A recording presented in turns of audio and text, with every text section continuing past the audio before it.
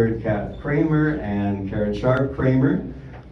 Kat is an actress, a producer, an activist, and she was in the web series Child of the 70s. Season 3 Karen was in. And most importantly, Kat created this fabulous screening series called Kat Kramer's Films That Changed the World. It addresses social issues of all types, animal rights, LGBTQ rights, women's rights. So you're on your 15th coming up? No, not quite. I just had, Almost.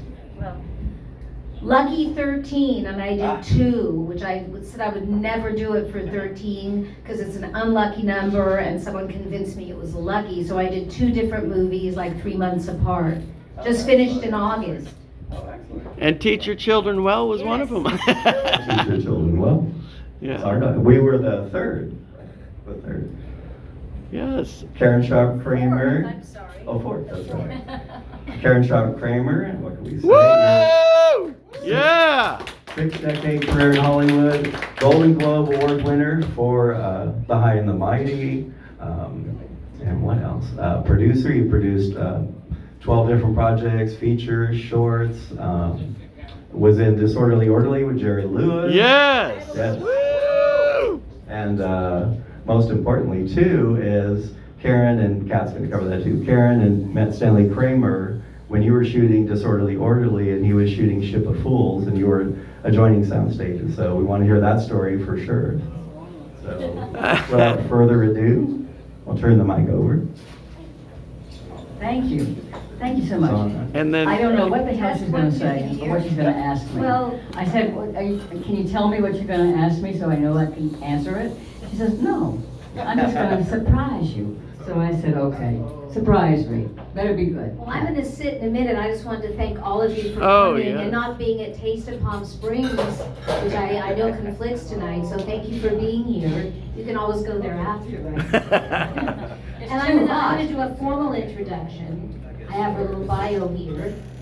Okay, so pretend you don't know me. I won't. Karen Sharpe Kramer was an acclaimed actress for 20 years, I think even more than that. She's a Golden Globe winner, an Emmy nominee, and a guest star in over 90 television shows and 12 motion pictures. Wow. Let's hear it for that. She is also a renowned pioneer of live television. Woo, keep it going. Remember Live? Any of you? Life magazine called her the busiest actress in television during the early 1960s.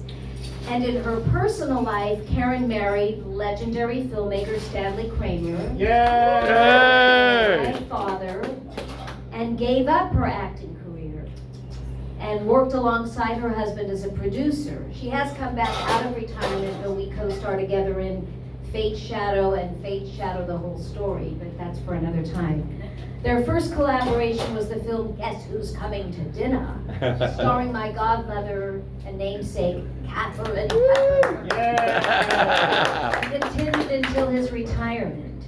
Karen established her own production company with her 2 daughters. That's me and my sister Jennifer, who's not here tonight, but let's give a round of applause. Yay! Called K&K Productions, Inc., where she has produced and or executive produced 8 films, as well as a box set with Sony Pictures of the Stanley Kramer Film Collection, and she co-produces Kat Kramer's Films That Changed the World, and other live events. We've been doing a lot of them.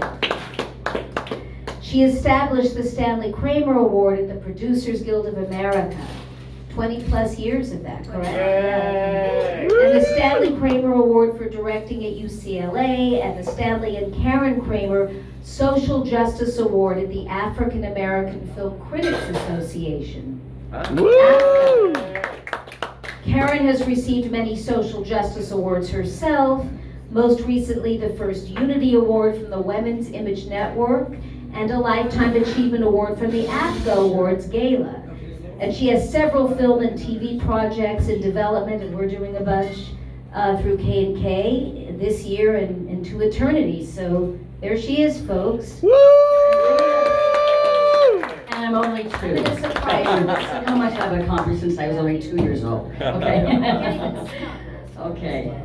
So, Water. go ahead. I don't think I can sit, guys, but okay. All right, okay if I stand. So I'm gonna surprise you. Okay, I told so, you. first of all, you haven't seen, how many of you have seen the episodes? The pilot episode of I Dream of Jeannie? I've seen it. And episode 4. We know there's some big fans here. Come on. Woo! I don't know if my father had ever heard or watched I Dream of Jeannie. The closest he ever came to a genie was a song called I Dream of Jeannie with a light brown head. And that's not my real voice, right? Or Katharine Hepburn would say, oh, you're on that Jeannie show. Anyway, the first question I have is, talk a little bit about how you became involved, and did you have a backstory for your character of Melissa Stone? Okay, so how I got involved with I Dream of Jeannie. I had been working consistently for about 15 years, I guess. And I come from Texas. My family is in Texas. But I'm a Democrat, okay? Don't get me wrong. Don't get me wrong. So was my family. Hard living there, being a Democrat. Still is. My father, all of a sudden, just died. He was only 50 years old. Wow. And I am an only child. So I went back to Texas to settle the estate, which took me about a year. So when I came back to Los Angeles, having worked all those years, nobody was interested in hiring me. I can't figure that out, can you? But anyway, they didn't want me. So I was having a very difficult time, and I went to an event at Screen Actors Guild. And I happened to sit next to somebody I didn't know, but I knew who he was. His name was Gene Nelson. Now some of you will know who he was. He was a great singer, dancer mainly, mostly in light comedies and musical numbers and things like that. Oklahoma. And married to Miriam Nelson. Married to also a choreographer, and later worked with Katharine to choreograph some of her shows. So Gene said, are you having trouble going back to work? And I said, yeah, I am. He said, I've got a job for you. I said, you do? He said, yeah. It's my first directorial debut. And he said, so I would love it if you would play this part of Melissa, whatever. I said, and who's playing the lead? And he said, Barbara Eden. I said, oh, I know Barbara. I said, look, honey, that's very sweet, but I don't play second leading ladies. And he said, but Karen, I really need you. So I said, okay, but I want to tell you something. If it sells, I'm not going to be there. So however you do this, just know that if it sells and it's picked up, more than often they don't pick up a pilot. Sometimes they do, but most of the time they don't. So I didn't think much about it, did the show, and then they called me and said, well, we picked it up, and we would like you to continue. So I went to Sidney Sheldon, who was the showrunner of I Dream of Jeannie. And I said, Sidney, you know, I told you I'm not going to do this. And I said, I know people think I would be crazy not to, but I don't want to play a second leading lady. You know, I'm always having to be the heavy, and I don't want to do that. So I said, write me out. So he said, okay, and then he sent me the script and said, if you don't like it, I'll rewrite the whole thing. So I read it and I said, no, I like it, this is just fine. So I did the show, and then Jerry Lewis called me and said, I've been trying to get you for one of my films for how many times now? I said 3 times, Jerry. And he said, I'm gonna give you an offer you can't refuse. I'm gonna triple your salary. Edith Head's gonna make all your clothes. And I really want, I said, can I be funny? He said, no, you can't be funny. I said, I know, I always ask you that. You never let me be funny. I just want to be a straight lady to you, but okay, I'll do it. And of course, I did that movie, and that changed my life anyway, because then I met Stanley, and we were married about a few months later. Anyway, that's how I got I Dream of Jeannie. So it's a little longer story than I thought it was going to be, but that's how I got I Dream of Jeannie. And actually, the funny part of it is, because of the fact most of us were always working, and the show was usually on around 8 o'clock at night on a weekday, I never saw the show. I never got a chance to see it because I was always working, and in those days, we're going way back, almost 60 years now, 60 years. Wow. Before my time. That. It can't be that. But it is 60 years. So it's been fun to be able to catch up and see segments of that show I never saw. So I really appreciate Steve and Paul inviting me tonight to be here with you to celebrate that. And we get to see you guys. We have some latecomers who've come in, so you can come up and listen to Come the on Q&A. in, come on Karen in. Sharpe Kramer. I'm Kat Kramer. And you didn't finish the question about did you have being a method type actress or a serious actress, did you have a backstory or how did you create Melissa Stone? Yeah. I just played myself, and I don't think there's much to go on. You know, you just get a script with a piece of paper with words on it. It's up to you to create her. You have to create her, and it's not necessarily a method type of role to play, actually. It was a lighthearted comedy. So I just kind of like played myself. It was easy to play, and it was lovely to play. Now, Larry Hagman. I was going to ask you, what was Larry Hagman like to work with? Great. I really liked him. He was very prepared. You know, television goes very quickly. You don't have time to be sitting around thinking about it too much. You cast quickly, it goes quickly. They usually print the first rehearsal anyway. So you have to be good on the first take because sometimes the take is going to be actually on the screen. But it haunts you for the rest of your life. So you got to know what you're doing. So I knew Barbara. I had known Barbara because we were contemporaries. Were we competitive? Yeah. We were very competitive. She just took one of my questions. Well, I was going to say, talk about if you were rivals, and so you have some good stories about you and Barbara. The one about the clothes. Oh yeah, okay, that one. Okay. Yeah, we were competitive, but I didn't really work with her very much. I think only one scene that I had with her in the whole. Well, I guess very little actually. And you know, we were all prepared. We did our thing. Television doesn't give you much chance to get to know anybody that well, unless you're on a long series. But when you're a guest star, you come in and do your job and you're done. Several years before that happened, I was in the East. Piper Laurie, you know who she is. Woo! Piper. Piper. Sadly, she passed away recently. Yeah, Yes. Piper was a good friend. She called me and she said, I'm going to be doing a play in the East, and I'd like you to join me for the summer. We'll be touring around the East Coast, and I'd like you. I said, God, you're up for an Academy Award. You're going to go yeah, I want to do this, and I want you to play opposite me. I said, great. So we did. And it was a great summer. I loved working with Piper. And I told her, I said, but she lived in New York.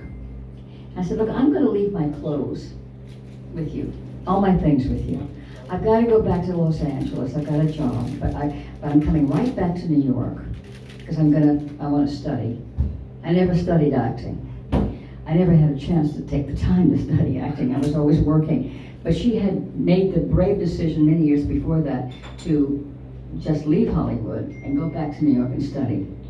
And that's when her great work, I think, came into being. Because before that, she was under contract to Universal. And they were doing costume movies, you know, along with Tony Curtis. He was doing it too. But she became a very renowned, respected actress. So I never got back to New York. So finally one day, I get a call from Piper and Barbara Eden. They said, Karen, you haven't come back and your clothes are so great. Can I borrow that little number to go to and can I borrow that? I said, absolutely, girls. I said, go have it. She said, well, we'll send them back to you if you'd like. I said, no, just keep it all. Just keep it all. You can wear whatever you want. So they did. And Barbara always told that story about the fact that she was wearing my clothes. We were the same size, so it was easy. Anyway. What about your wardrobe, your clothes in the series? Well, I was used to having two wardrobes. The one I wore in life and the one I wore in film. And sometimes on these quick jobs, particularly if it's just a pilot, they don't always pour a lot of money into it. So I don't always like to work with people that I don't know, and they don't know my taste. They don't. So I actually provided my own clothes, my own wardrobe for for this particular two shows. That's how I dressed in real life too. But those were my clothes. And I love seeing it in color because I was asking her like what color were the clothes. Well, it I love wasn't the yellow blue. one, that's my It favorite. wasn't blue. They got me in blue and everything I wore. No, it wasn't. Some was yellow, some were beige. Okay. So, do you remember where you filmed? Yes, all of it. the old Columbia Pictures. Woo. It's now Sunset Gallery on Sunset Boulevard. You know in that Gallery. one. The premieres. Do you have any memories of when you were filming, like little stories that you can remember? Like when she imitates you in that one Oh, I love that. section, Yeah. which is Thank become you. a classic. No, she actually just did what I did. You know, it was like the first take. We did the first take, the first rehearsal. Did she copy your outfit? Did Barbara Eden copy your original outfit in the double scene? That's what I want to That's a know. great question. That's a Was it good an audience question. question? Yeah. Well, they knew my clothes when I'd taken them to the studio and said, I'd like to wear this. I had to get an okay that I'd like to wear this. And so she was always in the costume at that time. Okay. So they did, I guess, make something like my outfit that I was going to wear for that scene. Yeah, that's true. And it was single camera, filming it. How do you feel it influenced today's series, today's sitcoms? It was nominated, it had a lot of recognition, but it's a classic. Do you see the influence in other series? No, I don't. I don't look at that many series. I like those limited series. I think they're great. Yes. No, it's kind of well, there are some family sitcoms, I guess, like that. That was meant to be what it was. It was meant to be a fun romp of, imagination and fun and glamour and all that kind of stuff. That's what it had to offer, and I think they did a really good job with it. And the comedy timing, sure, Well, that's up to you. That's up to Barbara. It's up to me. It's up to Larry Hagman to pull that off. Nobody tells you how to do that. What about the directors? It wasn't the same director No. for the pilot as, so talk about that. It was, Well, Gene was the pilot I and thought Adam- Gene Nelson did a great job with the pilot. I really did. Yeah. I liked working with him. He was very prepared, very much a gentleman. He's from the old school like I am. So consequently, Barbara too. Larry was the one out of the box because he had very little experience. But he was a really, really responsively good actor. And I think he came off extremely well. Made him a star, actually. And then he went on to do Dallas, which made him even a bigger star. So what was the question? well, I have a better one. I answered that question. What was it? What do you think about a reboot? Not with, obviously you and Barbara I think are the only ones still alive from the original cast, but what about a reboot? Do you see, I guess it could be them redoing the show like for a new generation? Well, I don't think new I would be in it stars? because I was only in Maybe two you could- segments. You too. and Barbara could guest as, other characters, and there No. would be a new Jeannie. I and Dream of it's the Jeannie show. versus Bewitched. would be That's what I cool. was also gonna say, but Yeah. Bewitched was a really good show too. That was also shot at Columbia because I remember seeing her in the makeup room, Elizabeth Montgomery. I think today is the anniversary of the first episode is today. oh Of my I I run- Dream of Jeannie. Ironically, I think. Oh, that is why Somebody you- look it up. That's why you selected this I think date. Jeffrey knows. Yes. This is the anniversary. Yes. Hello, this is historical. Yes. Do you have a couple of pieces of I Dream of Jeannie trivia for you? Yes, we have Oh, a do it. special guest in the audience. Jeffrey. Well, hardly. Hi, I'm Jeffrey Mark. First of all, I Dream of Jeannie is famous in TV history because it is the very last nighttime network show to debut in black and white. Oh. Because in those days, shows debuted from Sunday to Saturday. And I Dream of Jeannie was on Saturday night. It was the last one, and it went into color the following season. And I Dream of Jeannie came about Gilligan's Island. because Gilligan's Island was 1964. I know better. Don't even bother. He's an expert. I was thinking maybe, but yeah, thank you for clarifying. Where was I going with this now?